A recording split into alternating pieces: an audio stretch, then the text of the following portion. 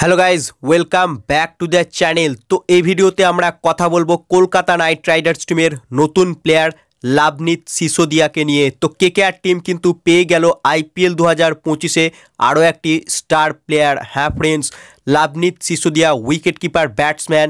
এই প্লেয়ারটি কিন্তু কেকেআরের প্র্যাকটিস ম্যাচে দুর্দান্ত ব্যাটিং করেছে এবং তাকে কিন্তু সলিড দেখাচ্ছে সেই ম্যাচে। অর্থাৎ Lovneet Sisodia talented batsman, left handed batsman, elegant batting করে প্লাস উইকেট কিপিংও করে। অর্থাৎ কলকাতা নাইট রাইডার্স টিম আরও একটা স্টার প্লেয়ার পেয়ে গেল এবং প্র্যাকটিস ম্যাচে যা ইমপ্রেসিভ ব্যাটিং করেছে এই লাভনীত সিসোদিয়া, ভীষণ ইমপ্রেসিভ ছিল ব্যাটিংয়ে। কিন্তু লাভনীত সিসোদিয়াকে কিভাবে Kolkata Knight Riders team playing 11-এ খেলাবে, এটা হচ্ছে সবচেয়ে বড় প্রশ্ন।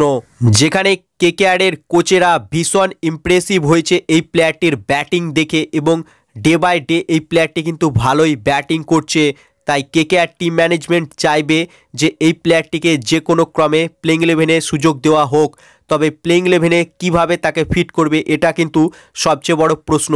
তো যদি কলকাতা নাইট রাইডার্স টিম লাভনীত সিসোদিয়াকে একাদশে খেলাতে চায়, সেক্ষেত্রে তাকে ইম্প্যাক্ট প্লেয়ার হিসেবে কেকেআর টিম ইউজ করতে পারে। কারণ তাছাড়া কেকেআরের প্লেইং 11-এ তাকে ফিট করা অনেকটাই মুশকিল হবে কেকেআর টিম ম্যানেজমেন্টের জন্য।